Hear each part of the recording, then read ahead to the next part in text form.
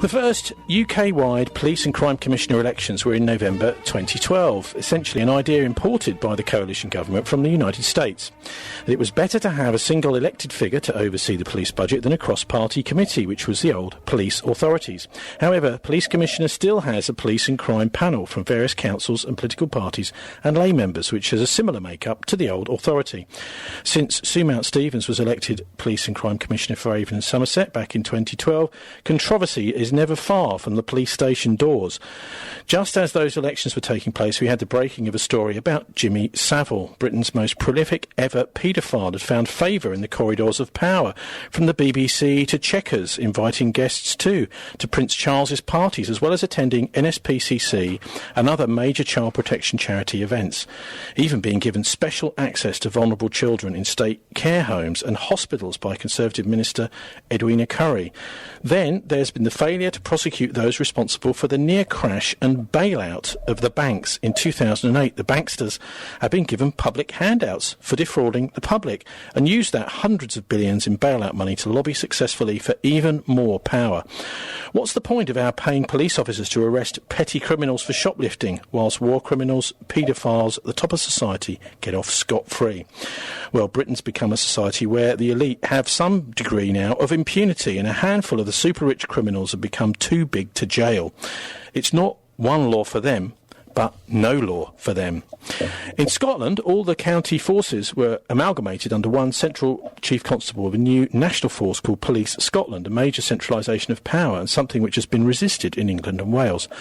Then there's Theresa May's proposals for direct entry, where, supported by the Superintendents Association and to a lesser extent by the Association of Chief Police Officers, the government proposed to bring chief executives of big private companies and US police chiefs in to senior positions in British police forces.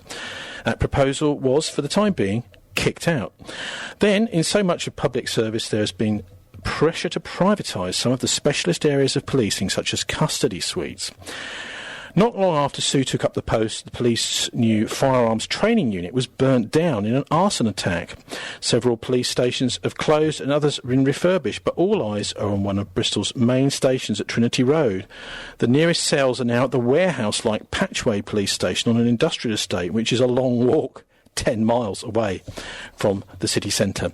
So I'd like to start today by way of introduction to ask all of our Police and Crime Commissioner candidates who are here today why you should vote for them. And let's start with the incumbent, that's Sue Mountstevens, who's an independent candidate. Thank you, Tony.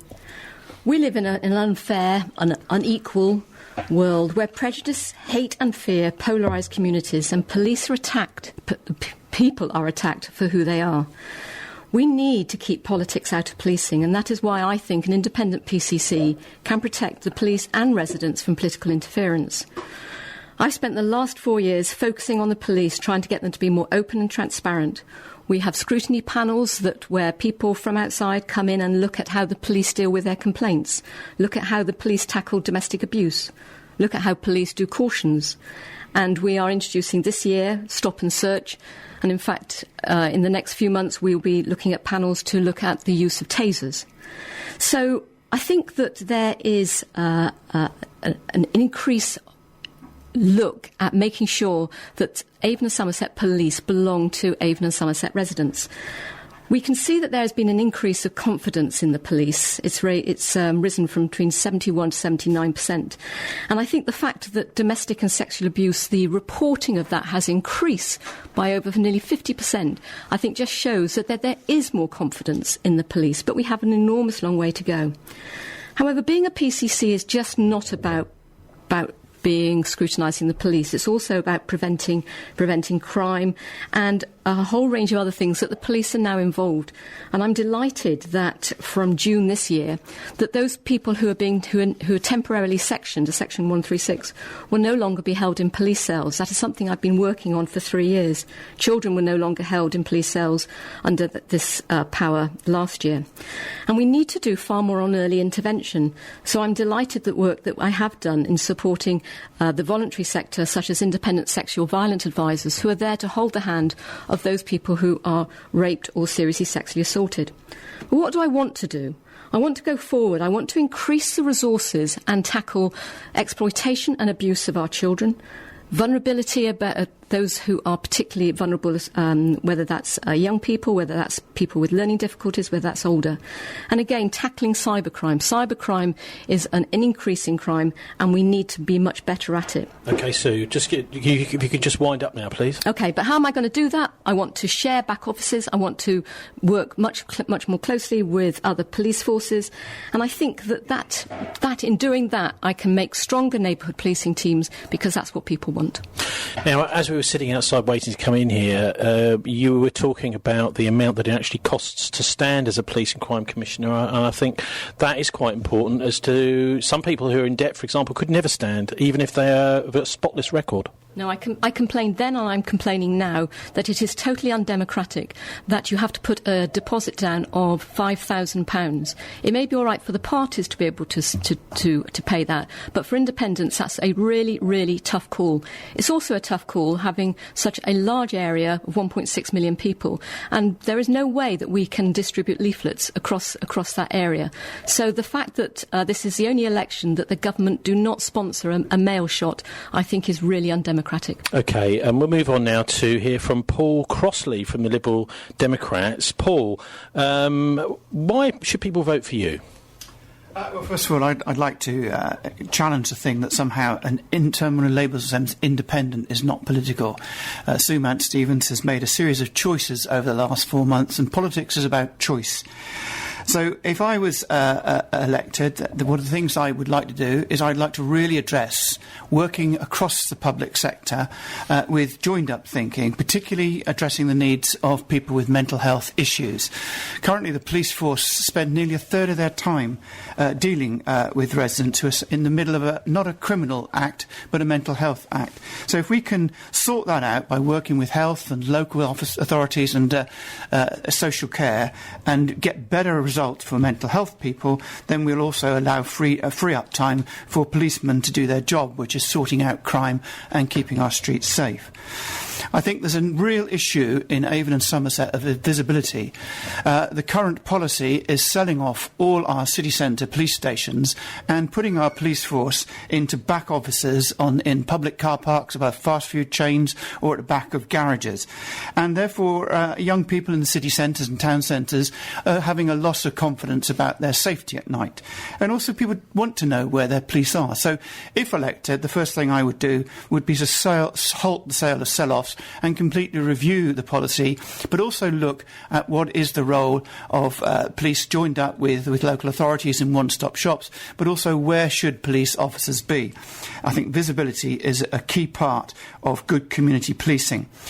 And then there's a whole series of issues like around domestic violence and violence against women. I think that's a thing that we have in Avon and Somerset. It's actually across the whole country, but we do have a problem, and that needs addressing. And particularly when children are involved, we really need to get much better and clearer at the way we deal and help young people or women who suffered acts of violence. And finally, to sort of get round some of these problems, I want to look at restorative justice, use that far more than is currently being used. I want to look at how we work with young people using predictive policing techniques to stop young people going into a life of crime. And when they're in jail, I think we need to do far more about working with them so that when they come out, they've got a focus and a view for their life that doesn't mean to say they go back to committing crimes. I think on some of the bigger issues that we're getting asked about...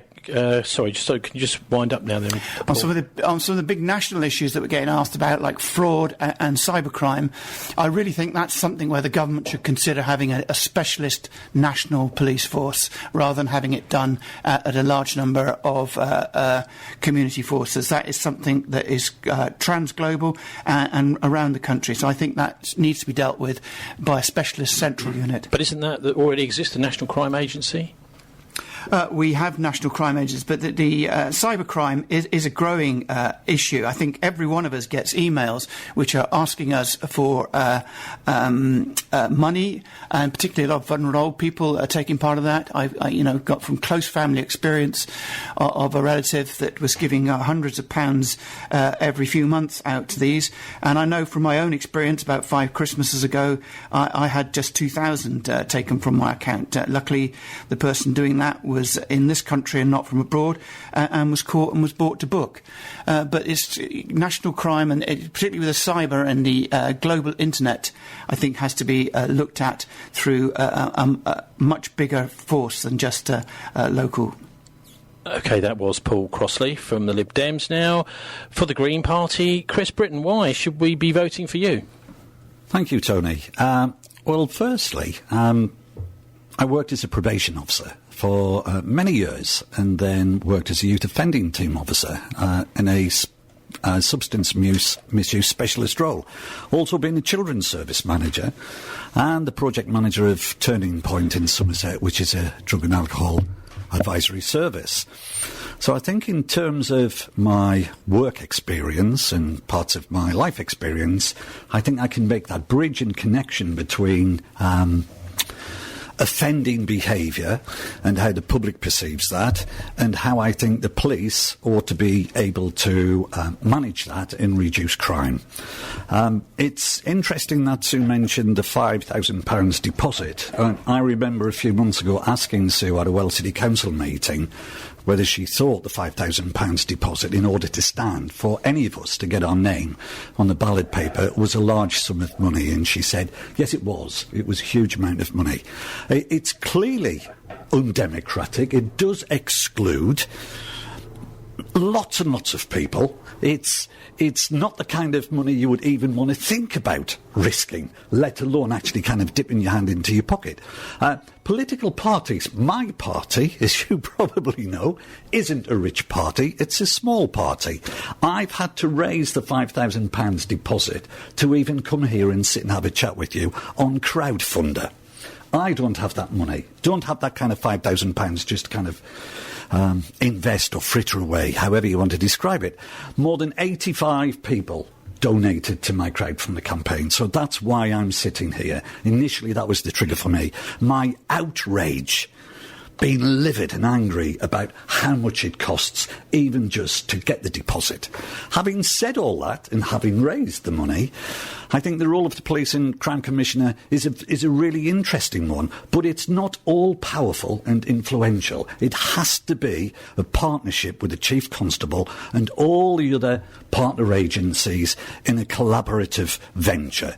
I think it's unrealistic to believe or think that a single individual PCC will be able to direct the police service in various areas and say, we must be able to do that and we can't do this. It has to be a collaborative partnership working, where the public have perhaps the biggest say in saying, we are concerned about the issues in our locality. We want you to address them. Please come and help us resolve them collectively together, rather than just kind of rush in with batons or ignore us, perhaps because it's a large rural area and it's perceived as though there's very little crime in that area. It's got to be a collaboration. It's got to be multi-agency. It's got to be partnership working. And perhaps the most in factor why I think people should vote Green and vote for me is one of my aims is to reduce reoffending. Most offences are committed by persistent reoffenders. There's not that many one-off offenders. It has to be tackled appropriately and properly. So that means looking at why people behave in the way they do again and again and again. Why do repeat offenders continuously do it? So I think the challenge there is a criminal justice challenge, perhaps not a policing challenge, in how we can change the behaviour, perhaps not of lots and lots of people, but of a small minority who commit and recommit offences. OK, that was Chris Briton from the Green Party. Also standing is the former chair of Avon and Somerset Police Federation, which is about as close as you'll get to a trade union for the police force, and that's Kevin Phillips. Good evening, Tony. How are you? Basically, up until the 29th of February this year, I was a serving police officer. I did 26 years service, looking after the residents of Avon and Somerset. I'm fiercely proud of the independent role of the police service and passionate about Avon and Somerset and the service delivery that it gives to the residents of the area.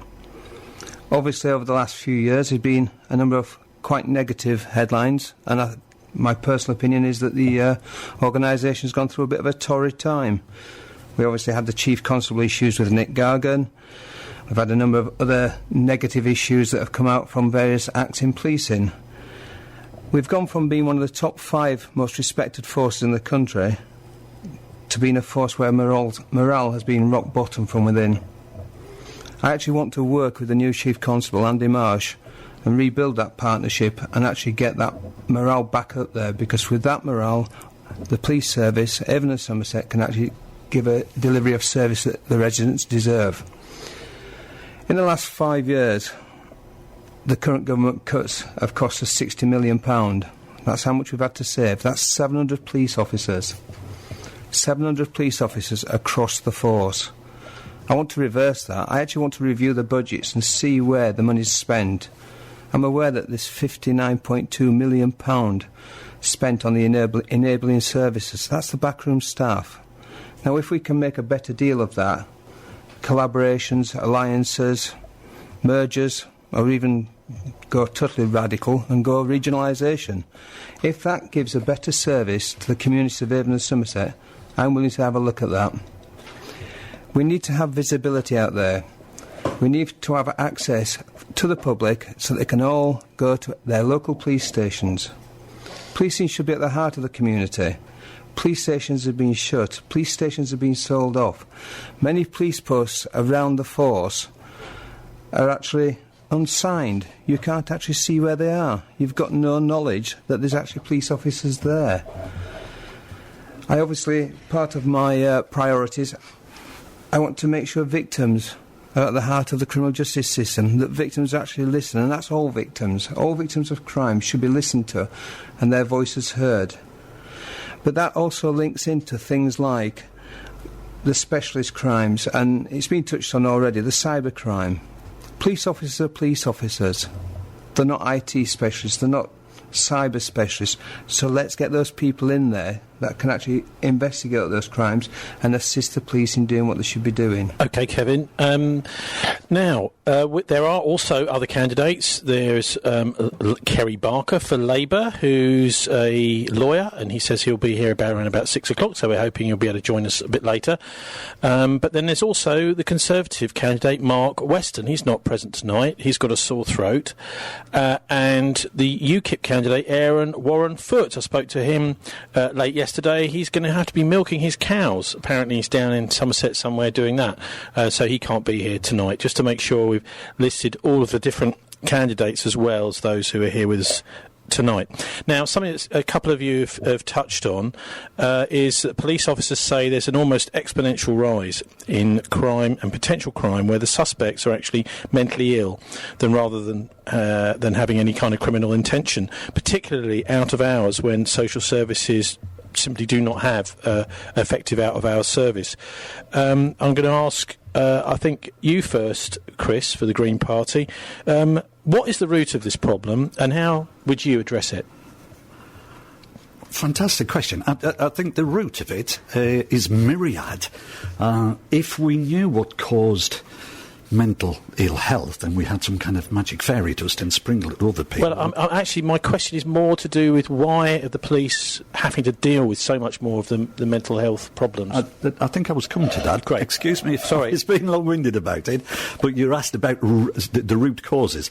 I think our disconnection, if I can be brief, if people's sense of themselves isn't fulsome, if we're not making those connections anymore, if we become more isolated as a community, I think that's kind of one of the triggers that causes people to not feel themselves. There's a spectrum of mental illnesses, and it would be silly of us to kind of just pick out one particular disorder and say that's the most common and they are the most perceived as being offenders. It's a complicated area, but I think it is to do with disconnection, and I think if what we try, social services run an emergency duty team from 5 o'clock onwards till kind of 7 o'clock in the morning. If there's an incident, if there's a police officer called to look at an incident, the person may have some form of mental ill health. What shouldn't happen, and sadly what has happened, is perhaps because of a perceived danger to themselves or to others, they're taken into custody. I think what we need to do, and perhaps it's a stretch too far to expect all police officers to be qualified and trained in mental health issues. But clearly there needs to be substantial continuous training in that area if we're to get this right. OK, now let's hear from Kevin Phillips. What are your thoughts about those 2 points, Kevin? The root of the problems with police having to deal with so much more mental health issues and how to address it. I think the reality is that the police service has probably fallen into this, dealing with the mental health issues. It's a well-known statement that the police service is the agency of the last resort. And I know Chris touched on the departments, the emergency teams that are on duty after 5 o'clock, but the reality is you can't always get them. And if people don't know who to turn to, then they turn to the police service. And the police service, again, police officers are not experts in mental health, and they will have to deal with what they're faced with. That is what happens. Sue? I think it goes back even before that. I think when mental health institutions were closed down and that people were put back on the streets, there was a considerable lack of funding from the government about how these people were going to be supported. Is that care in the community, I seem to remember, from the 1990s? That's right. And I believe that was has been a real key element going forward. But what are we doing about it? Well, I think that it is really important that we work very closely with our other agencies. So working with mental health nurses, we are just starting a street triage, which has already started in Bristol, where mental health nurses actually are going out with response officers, and they are then able to give the police officers advice about where to take these individuals. And for some it will be to go back to their carers, some of their family, but sometimes just getting access to the crisis care team, which the police aren't always able to. We're also introducing mental health nurses working alongside our call centre. So again, they will be able to advise police officers what is the best way forward. Because, as Kevin has said very, very, very correctly, that police officers are not paramedics, they're not mentally health trained. And although there is mental health training for all officers, they're never going to be able to give the support that mental health nurses can do. Paul Crossley. First of all, I think we have to praise the police, the way our officers deal with this issue at the moment. It is a fantastically difficult job dealing with someone who is in a mental health problem and health issue. And I think that's why I said at the beginning it's been my key issue that I've been talking about, because it takes about a third of our police time. And one of the things that I did as leader of Bath and North East Somerset Council, which is a large bureaucracy, was merge together social care and health care from the PCT and the council into a new organisation called Sirona, and that has given much better output and much better costs and diagnosis. So I think there's a big job to be looked at, as I said in my opening remarks, about working across the public sector on how we deal with this, because health and policing have different requirements. Policing need beds to be vacant for emergencies, whereas the health service need beds to be full and occupied because they're working to a different set of constraints and parameters. So we need to sort of work together to look at the solutions, to find imaginative ways of helping people, to keep people who've got a health crisis from not being caught up in the criminal system, but being looked after and properly cared for in proper facilities that suit their needs. So I think there's a big job. So where did it arise from? Well, I think we've always had mental health problems. I think in the past we perhaps shut them away in institutions, and thank goodness that doesn't happen anymore. We do have care in the community, and you can always say perhaps when it was started off it wasn't funded properly, but I think it's much better that we've got an open society now where people with all issues are part of our community and not locked away. But it does mean to say we need to look at their care and look at their needs, which are different from a lot of other needs from in the rest of the community. Chris from the Greens, you wanted to come in there. Yes, thank you, Tony. I think it's probably going to be a word and a theme throughout this kind of discussion and debate, and the word is resources. I think we are ostensibly living in a time of austerity, whether we think that's a good idea or not, but our resources to cope with these challenges have been diminished, and they continue to dwindle. It kind of began after the kind of banking crash in the kind of 2008, but has subsequently been an ideological stance by the coalition government in 2010 and continues to be promoted by the Conservative government now. So you're saying we don't really need to do the cuts that we have been doing to mental health services and the police? I mean, we've heard about losing 700 officers. It's in the area in which I've worked, along with youngsters and children. If you wanted to get if you wanted to make a referral to CAMS, which is the Community Mental Health Service for teenagers, it sometimes takes 8 weeks to even get a referral to a worker. That's got to be crazy. And I think if one of the answers or solutions to that is to put better, more targeted resources into that area, then that's got to be a good thing. Okay. I appreciate that means there might be negative consequences elsewhere, but we need to perhaps prioritise differently. Yes, that was Chris Briton from the Greens. Now, it's a pity that Mark Weston from the Conservatives isn't here, because that would have been a very interesting question to put to him, what he would have to say about the wisdom or otherwise and the necessity or otherwise of the whole government austerity programme. Anyway, I'd like to move now on to talking a bit about the prevent strategy. And we heard a little bit in one of you's introductions, sorry, I can't remember who it was, about predictive policing. This is the idea that you can sort of identify who might be going to cause a crime before they've even done it, which is somehow to me is slightly creepy. The idea that you might build up a database of potential criminals rather than actually catch people after they have committed a crime. And we're going to hear now from Naila Ashraf, and she's from a group up north called United Against Racism, where I spoke to her just this weekend about their experience up north of the prevent strategy. A young man in secondary school who talked about eco-terrorism and environmental issues, and he was pulled in a week later and asked whether he supports ISIS. There's been situations where a young child in primary school has written a story about his weekend, and he talked about living in a terrorist house. He meant to write terrorist house, and rather than the teacher correct him, she went to the police.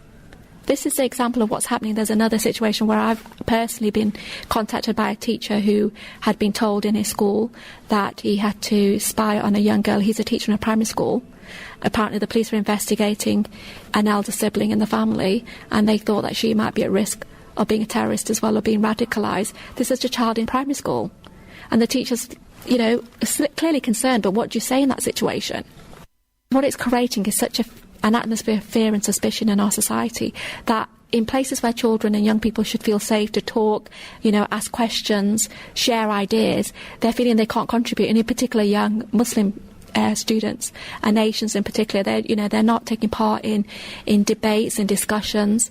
So it takes away the very thing that you think education allows you to do, which is have a voice, think through ideas, develop ideas. Some of the training that's been rolled out, university lecturers are being told to look out for young students who may change the way they dress or their group of friends. Well, that's the kind of thing you do normally when you go to university. Yet now it has a different connotation to it. That was Naila Ashraf. There's various key dates then. That's Naila Ashraf there from United Against Racism, talking about their experience up north and her experience, their group's experience of the prevent strategy. Of course, much of this never sees the light of day because these are investigations which are done behind the scenes, which the parents and children, sometimes even teachers, don't know really what's going on. Anyway, I'll ask you to start on this, Kevin Phillips. What's your thoughts about the effectiveness or otherwise of this prevent strategy, how it fits in with the work of Avon and Somerset Police, and also, is it able to deal with the far right as well?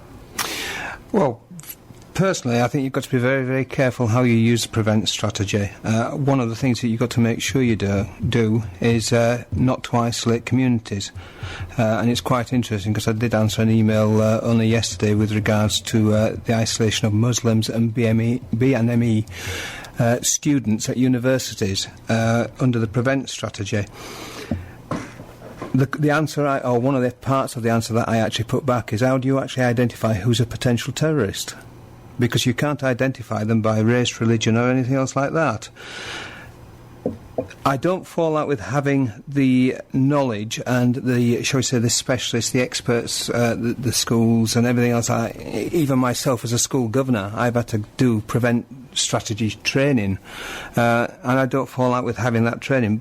But the reality is, you shouldn't isolate people. It goes back to this exactly the same as within universities, and that was touched on in that piece there about universities.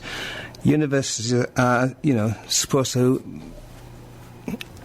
look towards freedom of speech. It's part and parcel of being at a university. It's actually having that speech and coming out with your ideas. So I do think you have to be very careful. It's there, it's a tool to use, but you've got to be very careful how you use it. OK, Chris Briton.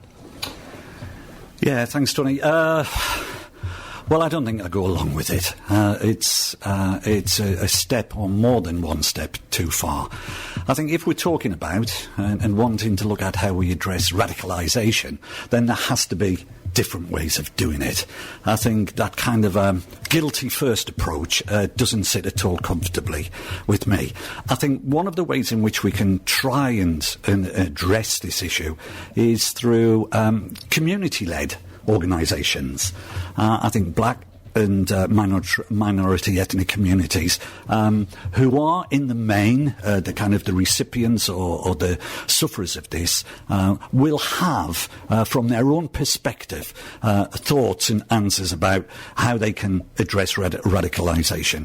It doesn't fit at all or sit at all comfortably with me, the prevent strategy. OK, so now Paul Crossley. I don't think you should confuse prevent strategy with the concept of predictive policing. I think predictive policing is working with communities, working with local authorities, and looking at people at risk of a general life of crime. What we've got with prevent is a strategy policy. You've got Theresa May that is wanting to record and note every single email or utterance that we make. So there's a lot of things that are going on, and I think we've got a confusion between the two of them. I think in terms of what we heard from Layla, that is outrageous, really. The policing must be in this country by consent. Policing in this country must be with the community and for the community.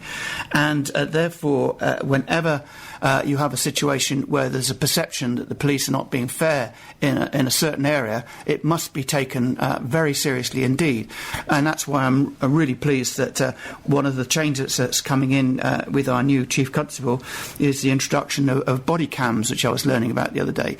I think what that does is it gives the police confidence, and it gives the citizen that's engaged in a meeting with the police the confidence. And one thing that I would certainly do is I will ensure that if there is ever a complaint, that any evidence from body cam is properly available to an independent approved inspector to assess. It won't be done in-house by the police. So I think there's a lot of issues here.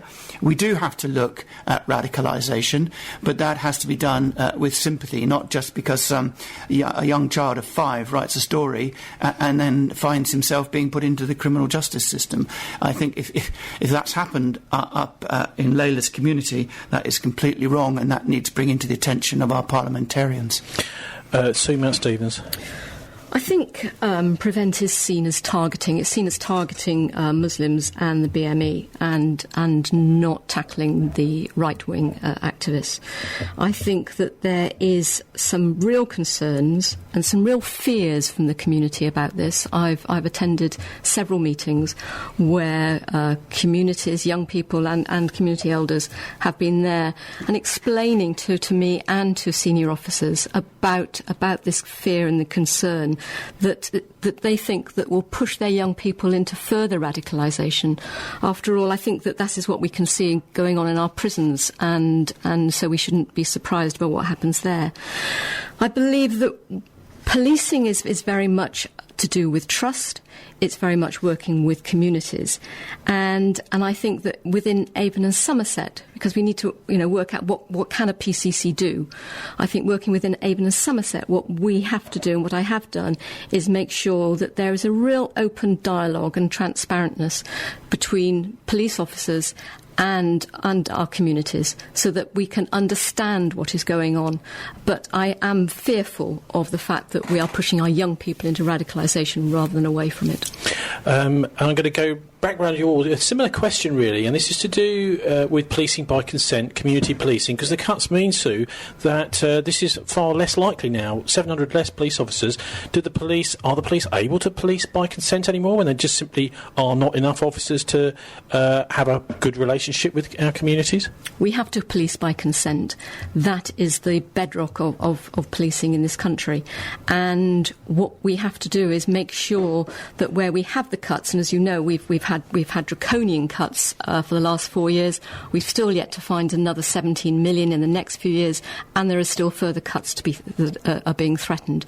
So one of the things that I've introduced, and we will continue to work on, is sharing back offices with our regional forces, because that's where we can reinvest into keeping as many police officers on the street. And just going to go back to about the police stations, where we are closing some police stations, we are moving and building smaller ones, because for every £1 million that we can save on police buildings, we can protect 20 police officers. But we're talking about 25 police stations closing. I mean, how can you police by consent? We're not talking about that many. That's just in the Bristol Post last week. No, I need to just clarify. When I started in 2012, we had 28 police stations. We now have 27. We are building new ones. We are moving into smaller ones. We are working with fire and ambulance. So we are not closing. We are moving into smaller ones. Sorry, just to almost correct myself there, the first line of the story is as many as 25 police stations in Somerset could close to save money. Anyway, what's your thoughts about the possibility, Paul Crossley, for community policing when we have so many cuts, and having a good relationship between communities and the police? First of all, I think we are very lucky that we live in a country where we have policing by consent. We are very lucky that we live in a country where the vast majority of policing is done without resorting to the possession of firearms on our police, if you go around even most European countries. So I think we're in a very good situation. What we've also had is changing of crime patterns over time, and we've had a reduction in car crime, but increase in cyber crime. And so crime is changing and constantly evolving. And we've got also the growth of drug scams, which brings in problems. So I think the whole point about community policing, and I actually welcomed the introduction of PCSOs. I think they've done a really good job in reconnecting our whole police community into our residential communities. So I think PCSOs working with police with different roles and different responsibilities is the way forward. What I would also like to do is put a real pressure, a real commitment to actually making sure that we've got neighbourhood watchers across our whole area, and not just in the leafy suburbs, but also in the lower income areas where there perhaps are a few more problems.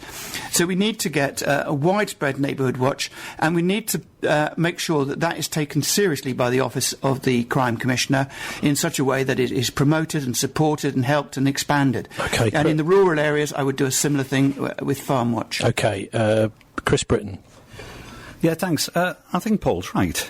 Consent is a fundamental principle, really.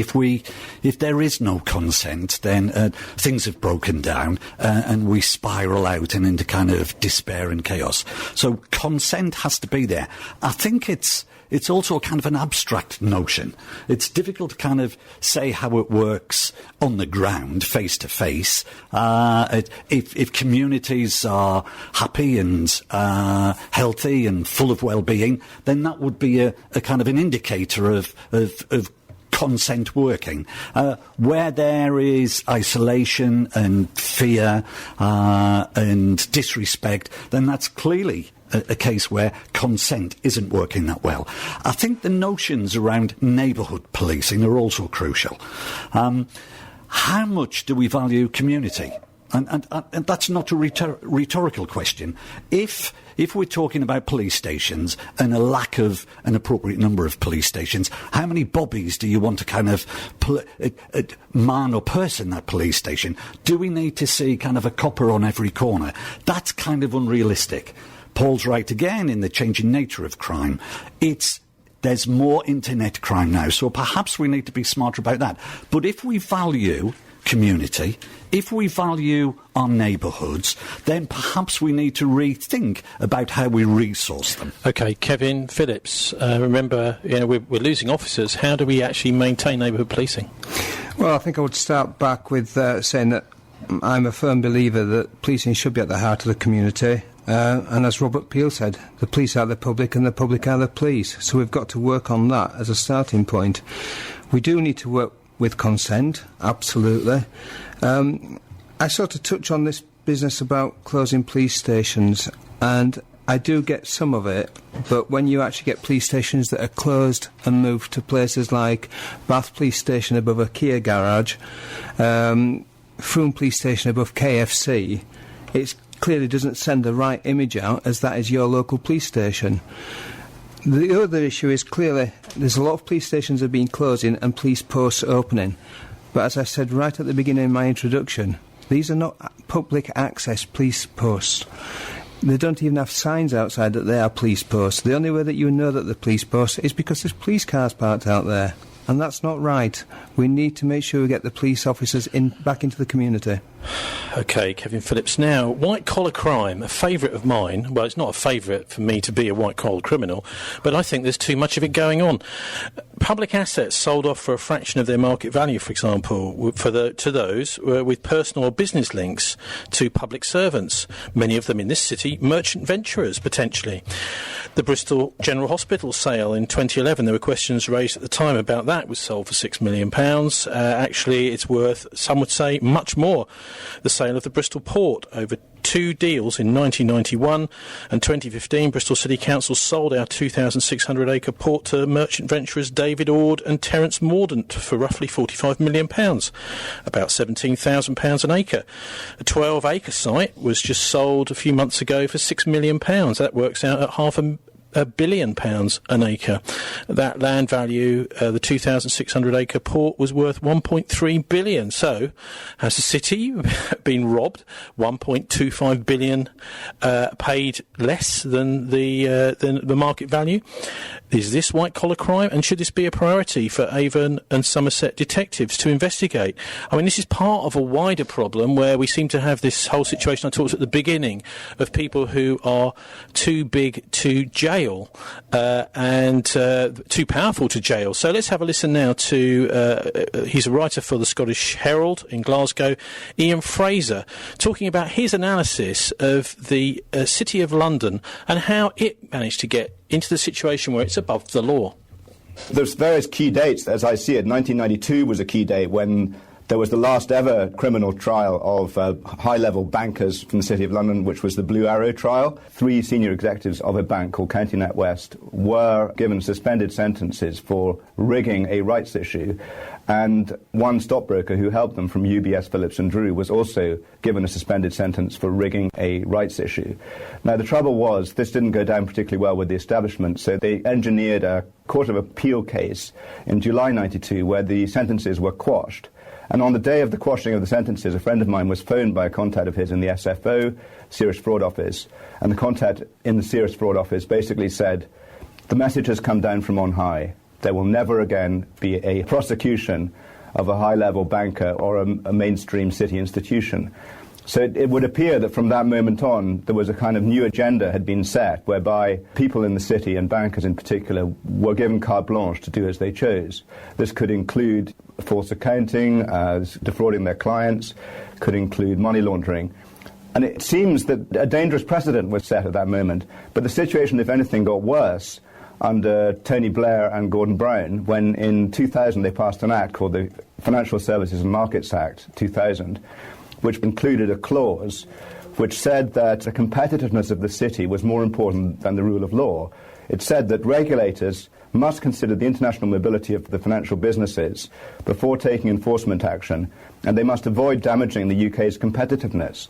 So essentially they were telling the FSA, the newly born FSA, that it should always consider whether or not financial institutions might move overseas before they prosecuted them. So that was Ian Fraser from the Scottish Herald there, really giving a bit of detail about the London establishment, the Metropolitan Police, and bankster impunity. But there is this wider problem of white-collar crime, where people seem to think they can get away with things maybe they shouldn't be, and that there's certainly a perception in the city that the police spend more of their time working on the easier crimes and not so much on the more difficult crimes. I'll ask you to start on this one, Kevin Phillips. Is a subject that you and I have spoken about on this programme before in the past when you were chair of the Police Federation. But has Bristol and has Avon and Somerset got an establishment which is above the law? I'm not aware of that. I mean, my view, and as you quite rightly say, Tony, we've had these conversations many times before, that nobody should be above the law. One of the ways to try and work around this is if there is allegations of misconduct, fraud or anything else like that, then should we be able to find, and I say that quite loosely, an independent panel that actually looks at it and decides whether there's actually an offence there for somebody to investigate. Isn't that the Crown Prosecution Service? Do they do that? Well, at the end of the day, I'm saying independent, and whilst I agree with what you're saying about the Crown Prosecution Service, you could also link it in if you've got certain conspiracy theory involved in this. You could certainly look at that and decide, they're linked into it as well. So you have to look for something totally independent. OK, for the Greens, Chris Briton, what do you make of it? Is there an establishment in Avon and Somerset that's above the law? I'm not sure whether there's an establishment, in inverted commas, above the law in Bristol. I'm not a Bristolian, as you can probably tweak from my accent, and I live and work in Somerset, so some of the mysteries of this wonderful great city are beyond me. Can I just quiz you on your accent? Where is it, Manchester? Or? No, I'm a northeasterner, I'm from Sunderland. Sorry. Yep. Okay. But I think you prefaced your question with a comment about public assets. That we're losing more and more of them, and they somehow slither away into private hands. You'll not be surprised to find that I'm of a kind of a more left-wing persuasion. I think we should own those assets. They belong to the public, so they shouldn't be sold off. They shouldn't be going there. I'm all for British steel being nationalised, and I'm sorry if this is somehow straying into national territory and not Avon and Somerset Crime and Police Commissioner. But there are links there, clearly. If we, as a community, as a society, think it's okay for the wealthy to get away with kind of misdemeanors because, they can afford it and that's how it's always been, then there's something fundamentally wrong. That's against fairness and equality. If they've committed a crime, if they've committed an offence of whatever nature, they need to be brought to task. Now, the establishment probably does exist in lots of places where there's an old boys network, in inverted commas. We've been listening and watching recently on the news, I think last week, about Cameron and his income tax return forms. It's symptomatic, I think, that of a social class that believes it's above other social classes can just kind of get away with this. And sadly, and even from my kind of very working class rooted perspective, I still feel powerless to do very much about that. There has to be pressure on judges, on politicians, on that kind of social class, so that there is a redressing of the balance. Public assets, for me, should be public. We should own them. For the LibDems, Paul Crossley, I suppose one of the things I'm pointing out there is that it looks as if some of these assets anyway have been sold for far, far less than they're actually worth by whatever means, and I don't know, that may be misconduct in public office, which is a pretty serious offence, isn't it? Anyway, I'll let you give your answer to the overall question, which is, does Avon and Somerset have an establishment which is above the law? No one is above the law in this country, and I think that has to be an underlining principle of our policing by consent. You cannot have consent if there's 5% of the population not in with the other 95%. So as far as I'm concerned, no one is above the law. However, your question is a bit more difficult. First of all, the government makes the laws and passes the laws.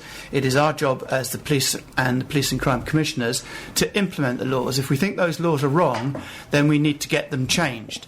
And quite frankly, I think the latest act by our national government in threatening to academise our whole school stock is basically the biggest act of theft that we've seen in recent history, and privatising of land stock and community-owned assets to an outside organisation. In answer to your final point, if, and I can speak as someone who's led Bath and North East Somerset, when you're selling a community asset or something that is owned by the public purse, there are very rigorous standards that check that you get best value. Best value is not always the highest number of pounds. You can put in other criteria such as social impact and social good. And certainly in Bath and North East Somerset, we've looked to transfer a few assets to community groups. But where a thing is being sold for cash and we want money for it, then it has to go for the top amount. So OK, Paul, let's give, just in the run-up to the 6 o'clock news, Sue Mountstevens a chance to answer. I mean, you had 4 years of experience. Is there an establishment in Avon and Somerset that's above the law, Sue? No one is above the law, and if you mean by establishment, are there people that we all hear and know about, then I think that is true. But no one is above the law. I've had a number of people who have written to me asking for the police to investigate certain of the things that you might have mentioned, and some of those have been investigated, and they've all been reviewed. I've asked the Chief Constable to review them all. Some have resulted in cases being open, and some not because of lack of evidence. But I think there is a change that is happening, and I think that with the police, we now have an independent economic team working within the police force, which has the skills that can now interrogate some of the things that could well have been hidden in the past. But if we just look at privatisation, I was asked by the police service to look at a business case of putting the custody suites, the detention officers, to be privatised. This was an area where I looked at the business case and I refused the police that option because it did not make economic sense. So I think that we have to do what's right for the residents of Avon and Somerset. And but as far as being above the law, I have seen no evidence of it. And if I did, and if it's been brought to my attention, I've always made sure that there's an investigation that's looked into it. But can you see the perception in places like St Paul's? They say, well, policing is something that's done to us. It doesn't happen to white-collar criminals, possibly. And I'm not naming any names, but who may be living and working up in Clifton. I think that...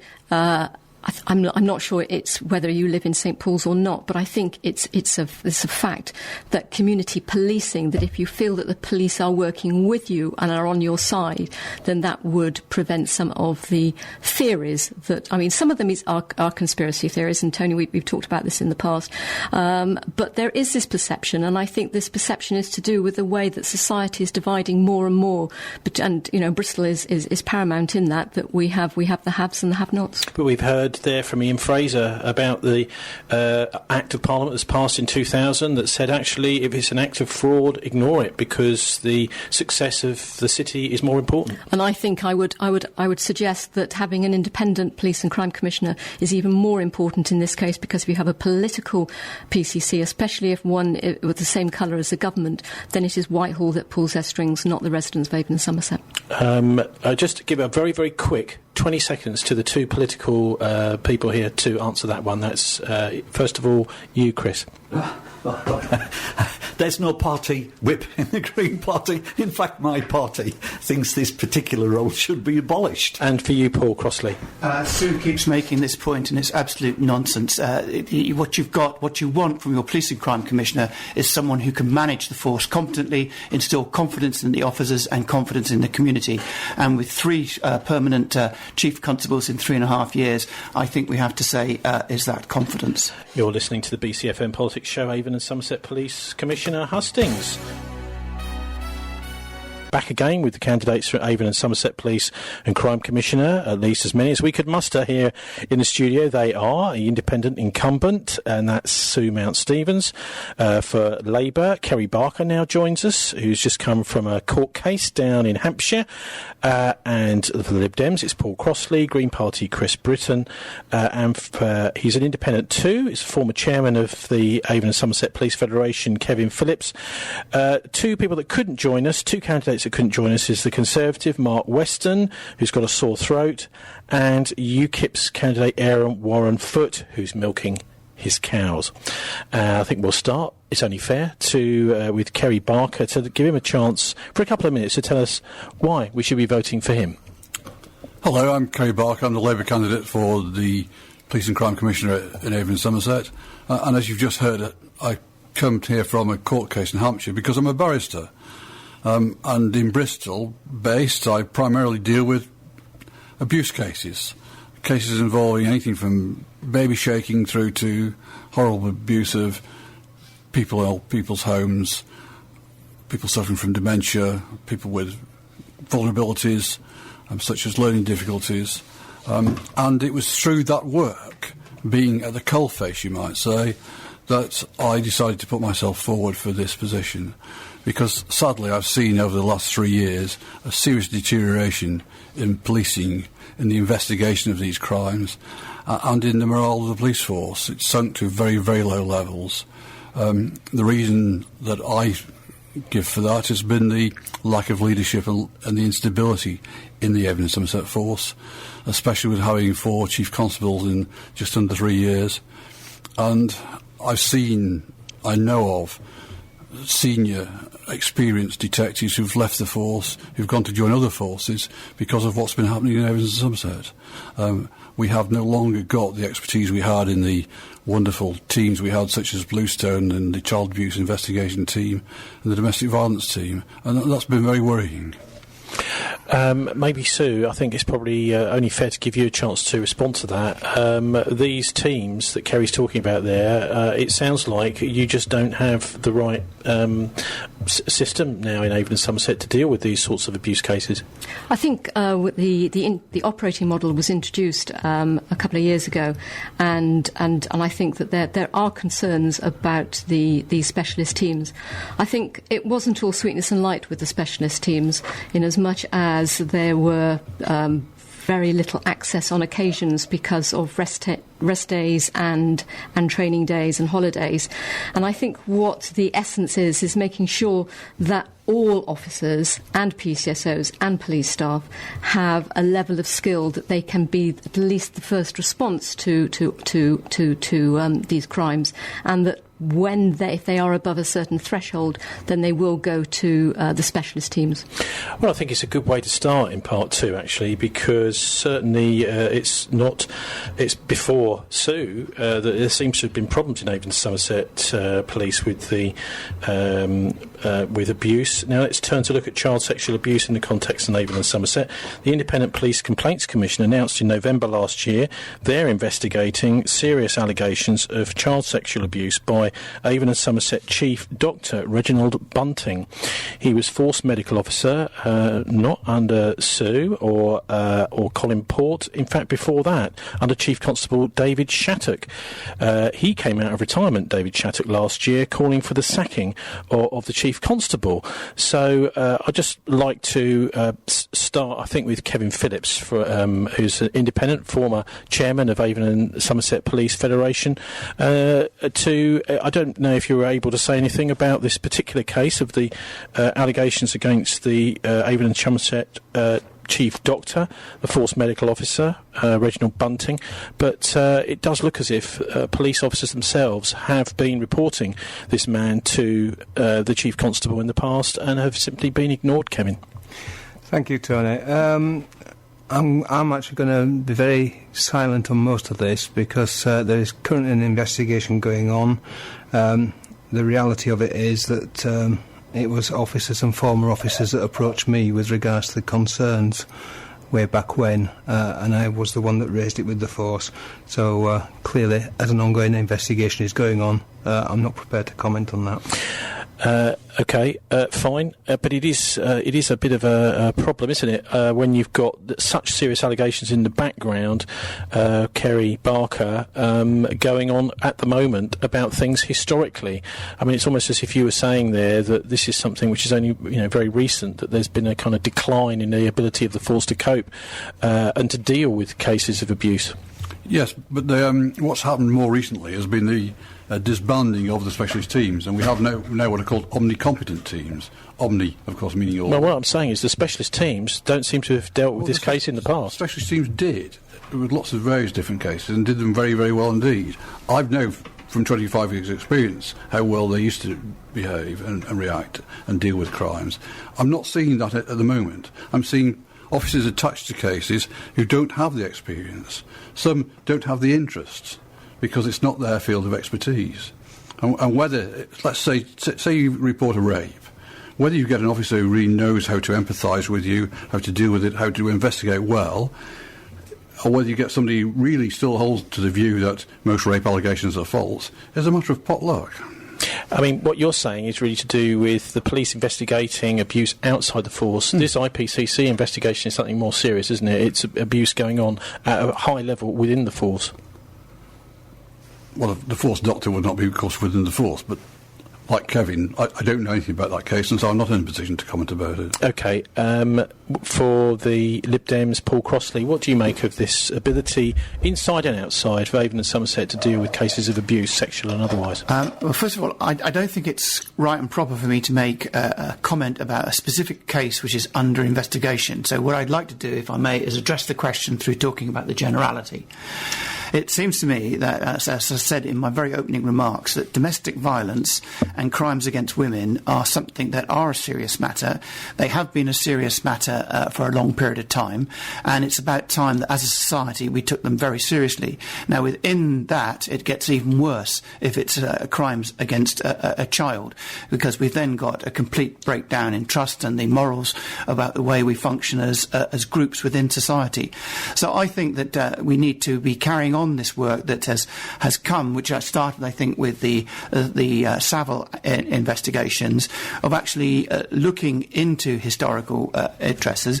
But to take up another theme from yours earlier, it's not just people at the top that were doing this. It's people in our care homes that were doing it as well. So we need to have a fundamental change in the way we view this type of crime, and make sure that we all agree that it is abhorrent and is not to be put up with, and should be prosecuted, and seriously prosecuted. And that means that when you've got someone who is quite clearly in distress, then the police officer dealing with that person needs to have a lot of training in empathy and sympathy. For the Green Party, Chris Briton, what do you make of this thanks, question? Tony. Like the others, I'm not prepared to make a comment on a case that's been investigated currently, and I really don't know very much about it at all. I think what might be part of your prompting and stimulation around this is historic cases and the way in which we try and deal with that. I'm currently a Promise mentor, volunteer mentor. Promise is an organisation that promotes mentoring for youngsters, disaffected and disadvantaged youngsters throughout Somerset. And I've been working with the same youngster since he was about 13. He's 27 now. And a couple of years ago he began disclosing that there was sexual abuse that took place when he was a youngster. And so we're talking about something that happened 20 years ago, and it's very, very difficult for the police to investigate in terms of witnesses. How do you gather the evidence, his recollection of events and the rest of it. But nevertheless, it's been something that's been a huge part of him ever since he was a child, and it has the consequences for him is that he's never officially worked. He finds it really, really difficult to concentrate. He can't do that. Having friends, social relationships, the impact of that type of offending is enormous. And now that we're kind of looking historically at lots of cases, I think the weight of it must have some more significant change for the police in terms of how it undergoes those investigations. OK, so finally you on this IPCC investigation. I imagine you're going to be like others saying, I can't talk about that because it's an ongoing inquiry, but it is serious, isn't it, where there are allegations against the Avon and Somerset Chief Dr Reginald Bunting. He's the Force Medical Officer under the Chief Constable David Shattuck, and there are serious allegations that they're looking into now about the way that this was basically not investigated when police officers at the time reported this man's behaviour. They are serious, and they are being investigated by another force. I'm not going to make any further comments, but I think we need to remember what it does the Police and Crime Commissioner do. And the Police and Crime Commissioner is very much the voice of the people. And it's making sure that you listen to not only those who know how to lobby someone like me, but also the quiet voices, listening to those who've been abused, listening to make sure that there is some counselling available for those who've been suffering from sexual abuse. I was told only last week that we have agencies who help children who have been sexually abused, and we now have a waiting list. And we have a waiting list on which there is a 3-year-old. That, I feel, is quite obscene. But let's just go back to the particular issue. And I've campaigned very hard that police should not be seen to be marking their own homework. And I've introduced an independent residents panel, which is a group of lay people who come in and they look at the way that the police handle their own complaints. And I'm delighted that not only has that gone very public, but the police have taken very much on board their comments and changed the way they handle complaints. But if we then look at misconduct hearings, we now have, again, something I've campaigned for, we now have all misconduct hearings in public since 2015, and they are now chaired by a legally qualified chair, so not a senior police officer. That, I think, increases transparency into the police. OK, start again with you, Kerry Barker. Is it true that police officers won't gain promotion above the level of inspector unless they join the Freemasons? Is that real, or is it a real problem? It was a long time ago. I started out in the Magistrates' Court Service in Cheshire in the 1970s. That was a distinct problem. The influence of the Freemasons over many public bodies has changed a lot since then. When I was the Justice Clerk in Hampshire, and particularly in Portsmouth, where there were a lot of Freemason lodges, again, there was a period of time when we had a moratorium upon the appointment of Freemasons as magistrates because there were so many Freemasons in the magistracy. But again, that's changed dramatically since those days. But of course, how do you know whether someone's a Freemason or not? Well, because there are lots of Freemasons now, and I'm not a supporter of Freemasons, but there are Freemasons now who will in fact reveal, as happened in Portsmouth in my day, who were Freemasons and therefore enabled us to know and to check. OK, Paul Crossley, is this an issue still? I have no idea, actually. If it is an issue, it has to be rooted out and stopped. There can only be one reason for promotion, and that is competence and being the best person for the job. There can be no other hidden reasons. So you've alerted me to it. If I'm elected, on one of my early discussions in May will be to check that whether it is or is not an issue, and if it is an issue, then it must be stopped. You can't have privileged treatment in a job application process. All job applications have to be open and above all board, done by a set of criteria and marked and awarded on competence only, not on any backhand favours through a private club. Or secret society. Chris Briton, is it true police officers won't gain promotion above the level of inspector unless they join the Masons? I have no idea. I have no idea on that at all. I think what's interesting is you may be alluding in some way to a previous question where you described the establishment. And I would imagine that Freemasons come under that kind of elusive heading of the establishment, the old boys network. You were able to get into something just not because of the skills or the knowledge or the experience you had, but because of who your mate was. I don't know anything really about the Freemasons, but I suspect it's of that kind of ilk. Independent candidate Phillips. I thought in this area it was whether you could play rugby or not, as to whether you got promoted. That was the view I had. The second point is, that probably answers why I've never been invited or promoted, because I never became a Freemason.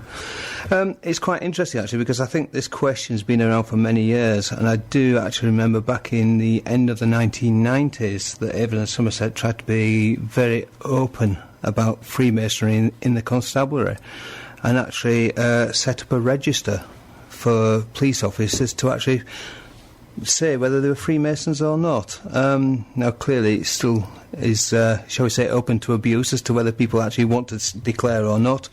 But quite a few people did, and I don't know if it affects the way you get promoted or anything. I think the reality is, it should be on competence, and that's how we should do it. I mean, one of the reasons I brought the question up is because if you look at some of the oaths that the Masons swear when they're initiated, they're pretty chilling.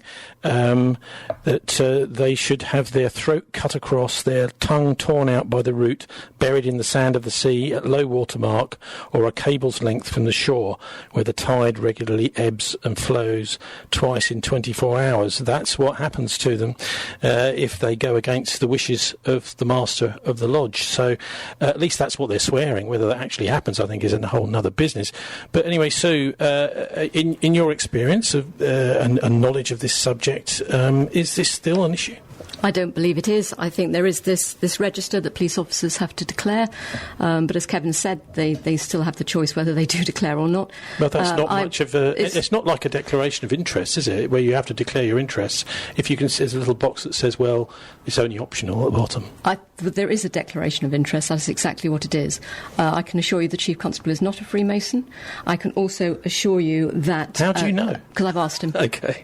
And I can also assure you that as far as the robust processes that take place as far as the promotions are concerned, I don't believe they have any place in today's policing.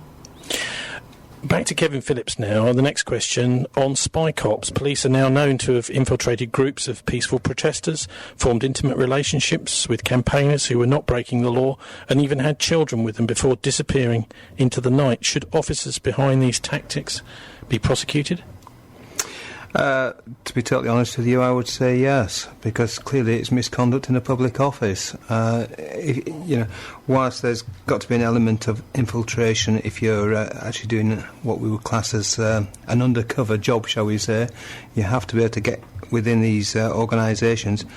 But to actually go down the route of, shall we say, bringing somebody else into that web, as you call it, the spider's web, because you're actually going to have, and you've touched on it, children, marriages, and that's people living with a totally false person, isn't it? So, as I say, I think misconduct in the public office certainly touches on it. I know there's a number of investigations gone on and going on as we speak, and that's exactly the same as before. It needs to be looked at, definitely. Chris Briton, the spy cops, a lot of this actually has been targeted against environmental campaigners. Yeah. But the most important thing is that certainly it looks as if it wasn't a serious crime that was going on. Actually, some of these people weren't breaking the law at all. Yeah. They should be prosecuted. That's the simple answer to that one.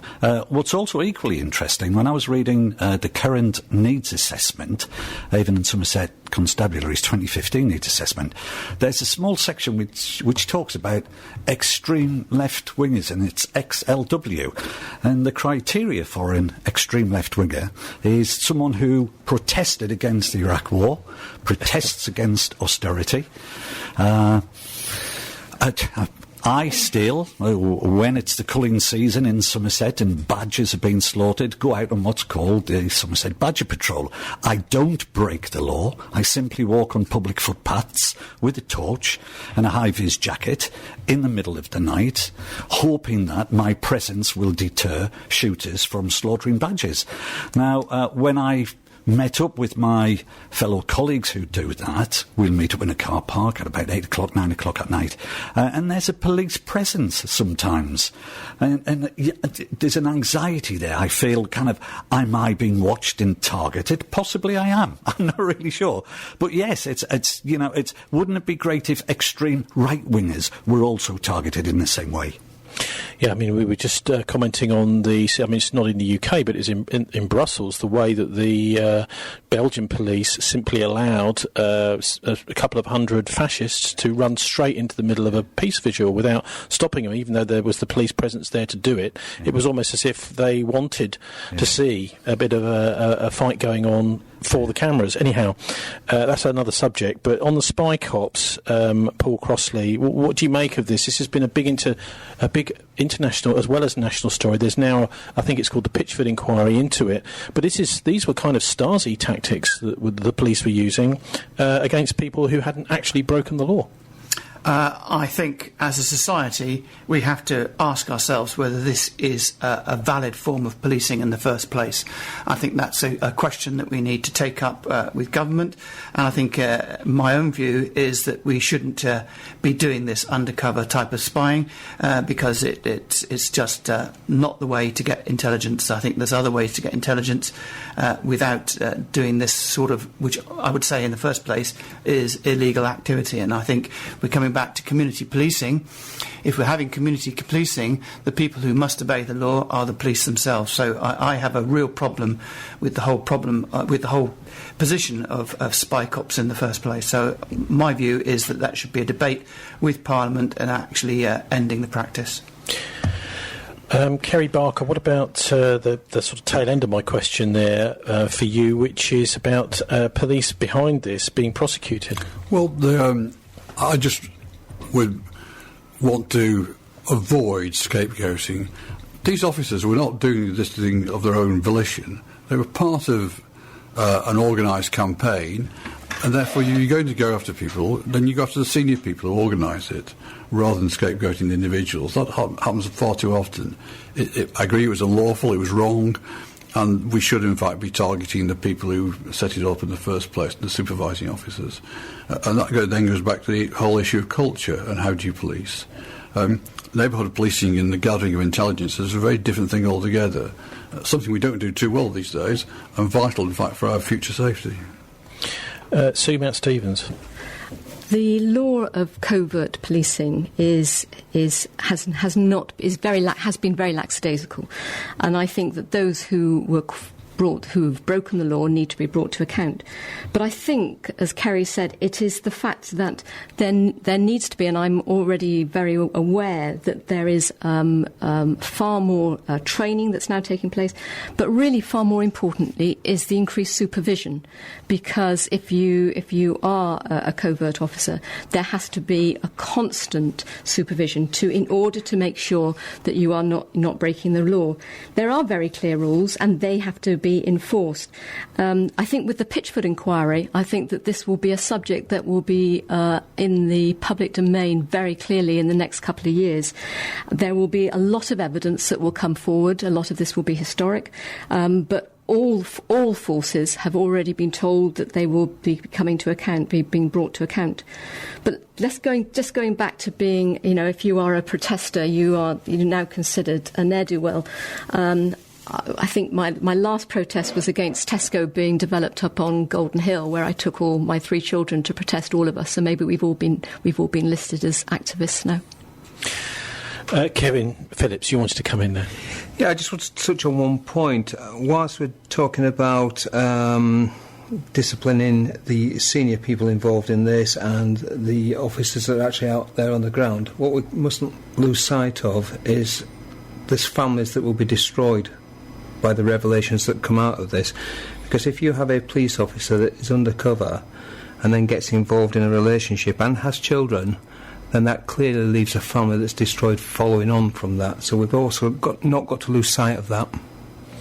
OK, on to another question, starting with you, Chris Briton. Tasers are lethal weapons. For someone with a pacemaker, the 50,000 volts can kill them instantly. They've been developed in the United States from high-voltage prods used to move cattle around in abattoirs. Do you think they're appropriate for the police to carry around? No, not really. I can understand the argument where if there's someone who, and I think recently on the telly we saw someone in a tube station where he was wielding a knife, I think, and threatening people with physical harm, going to stab people. And I think a member of the public kind of tried to apprehend him, citizen's arrest or whatever, and a policeman came along and kind of stunned him with a taser in the end to kind of make sure he wasn't capable of hurting anyone. I think it's really, really kind of difficult choice for some police officers, perhaps, who are armed with tasers, to make that judgment call. But in principle, I'm kind of not in favour of it. I think we should be finding better ways of dealing with that. But if it's a question of life and death, if it's a question of real physical harm and danger to someone, then perhaps there's a limited use for it. Kevin Phillips, for independent candidate, former chair of Avon and Somerset Police Federation. What do you make of tasers? Because they aren't they, lethal weapons? Seeing as you've touched on the fact that I'm former chair of Avon and Somerset Police Federation, you probably know what my stance would be on tasers, and I think police officers should be, and I will use the terminology, armed with tasers, because they are a less lethal action than actually hitting somebody with a baton. Whilst I understand that occasions things do happen, and, you know, it's not the best outcome sometimes. I mean, I don't have the statistics in front of me, but I would imagine that less people die if they've been hit by a baton than by a taser. I'm not sure. And certainly you don't know if someone's got a pacemaker. If you fire a taser at them, that could be it, couldn't it? No, and I fully understand that, but the officers that receive tasers are suitably trained. They know when to use a taser and when not to use a taser. And if they actually use it in the wrong instance, then we go back to the discipline procedures, and that's what happens. You know, there would be an investigation if it's done wrong. As I say, the loss of anybody's life is not right, but actually, you stun somebody with a taser, and more often than not, they're going to be fully recovered within a matter of minutes. I mean, I suppose one of the questions I'm putting here, and I'm sorry to just keep firing more and more at you, not tasers, questions, is that we could end up at the stage where every police officer and PCSOs, etc., are all armed with these devices. I would rather have all police officers armed with taser than all police officers armed with genuine firearms. And I wouldn't want to go down that route. So you put them pretty much in the same kind of bracket, or what? No, as I said earlier, and as I alluded to earlier, a taser is a less lethal option for actually neutralising a situation that needs to be neutralised. Hopefully not neutralising a person. But anyway, Sue, what do you make of tasers? Because they certainly are lethal weapons in many cases. I think there's another investigation, IPCC investigation, going on at the moment to the use of tasers within Avon and Somerset, and I don't have the details to hand of that. Maybe you could share them with us. There is an investigation going on, and I haven't got full enough knowledge to share it with you. I think I disagree with Kevin. I do not believe that every police officer should have tasers. I think that is a slippery slope. Tasers today, guns tomorrow. I think that they should be given to the officers. There is have a limited use and having been decided by it being risk assessed. I think that if we go back to consent and neighbourhood policing teams, then I think that once we get onto that slippery slope of arming our officers, then we lose that. I think with the issue of body-worn cameras, which all officers and PCSOs will have this year, that will increase the transparency of when tasers are used. I'm also introducing a scrutiny panel to look at the tasers, that filming, that coverage of tasers. So when tasers are used, that lay people will be able to come in and will be able to give feedback to the police. And I will, if I'm elected, I would make that very public. OK, Kerry Barker. It comes back to the general point that police officers are not above the law. If they misuse a taser, then they're acting unlawfully, and they should be dealt with and prosecuted for it. I'm also, like the others, against arming police officers, and I'm against the use of tasers except in life-saving occasions. But the taser that would mean, I agree with Sue on this, that would mean you have to restrict the use of tasers, and you have to ensure that people are properly trained in their use. But there are circumstances, and Kevin's right when he says that the baton was used to kill people. And there are circumstances when people die for other reasons when they're being dealt with by the police. What's really important is that those circumstances are investigated properly, independently, and if people break the law, they are prosecuted. Paul Crossley. I think we have to make sure that the police that we have on our community streets are able to do the job fairly, impartially, and with good outcomes.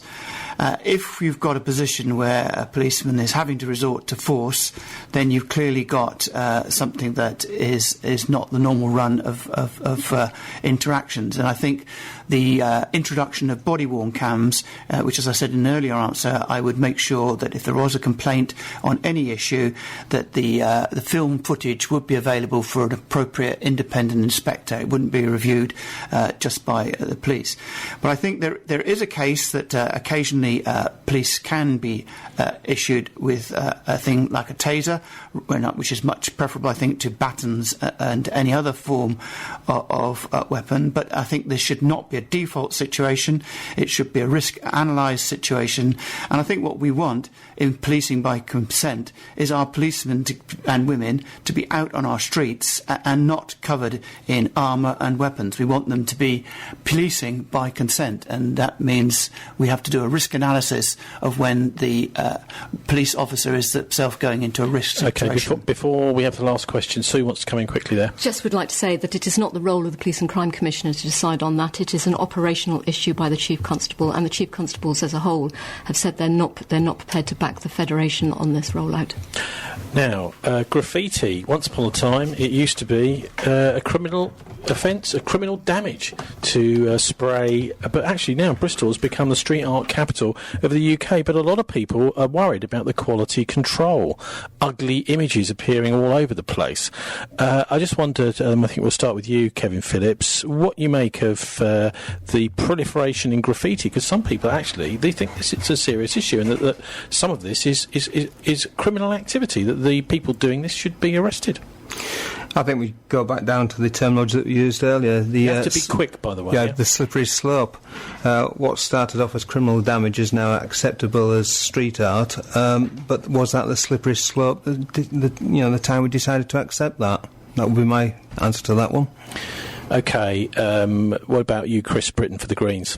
I'd say my first degree is in fine arts, so I'm likely to say that.